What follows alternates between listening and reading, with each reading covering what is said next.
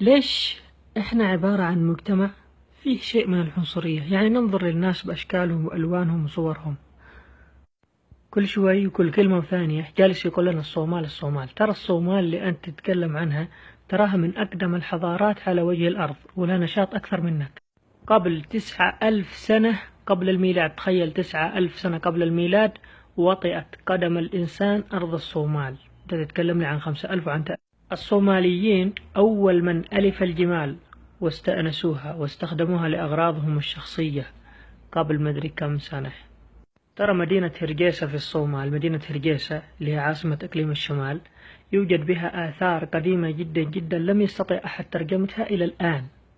قبل 200 سنة من تاريخنا الآن أو 150 سنة كانت الصومال من أزهى وأقوى البلدان، وكانت تصدر الزكاة إلى الجزيرة العربية ونجد والحجاز. سبحان مغير الأحوال. يعني قبل 150 سنة كانت تصدر الزكاة إلى الجزيرة العربية، واليوم شوفوا كيف حالهم. سبحان مغير الأحوال، لا إله إلا. من المعلومات أن البرتغاليين أيام استعمارهم للصومال كان أول من استخدم السلاح أو النار ضد الصومال، وبريطانيا استخدمت الطيران لقصف مدينة تليح الصومال. الصومال هي من أوائل الدول التي دخلت الإسلام، حيث وصل المهاجرون إلى منطقة زيلع، ومن زيلع دخل الإسلام إلى الصومال في الهجرة الأولى للحبشة. ولما نذكر منطقة زيلع نذكر الإمام الزيلعي المشهور المعروف النجم الساطع صاحب كتاب نصب الراية. مساحة الصومال 638 ألف كيلومتر، يعني ضعف مساحة الكويت 32 مرة. الاستعمار لما دخل الصومال قسمها إلى 5 أقاليم: الصومال الإيطالي والصومال الإنجليزي والصومال الفرنسي الذي يعرف الآن بجيبوتي. للمعلومة منطقة جيبوتي هذه منطقة صومالية 100%، ولكن حكم عليها الاستعمار ألا تكون صومالية، وإلا الصومال أكبر من كذا. أيضا الصومال الحبشي أو ما تعرف الآن بمنطقة أوغادين في أثيوبيا، أيضا والصومال الكيني جزء من كينيا كان صومال.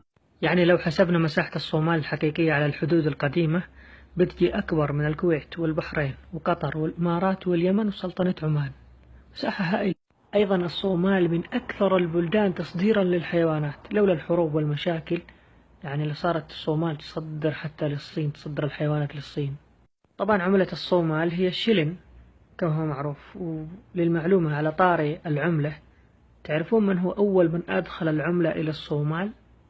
في القرن الأول للميلاد هاجر مجموعة من السبائيين من سبأ من اليمن إلى الصومال، وحملوا معهم العملة السبائية اللي هي عبارة عن معدن عليها ختم اللي هو نحت لرأس ملك سبأ، ونحت آخر لرأس صقر ورأس ثور وهكذا.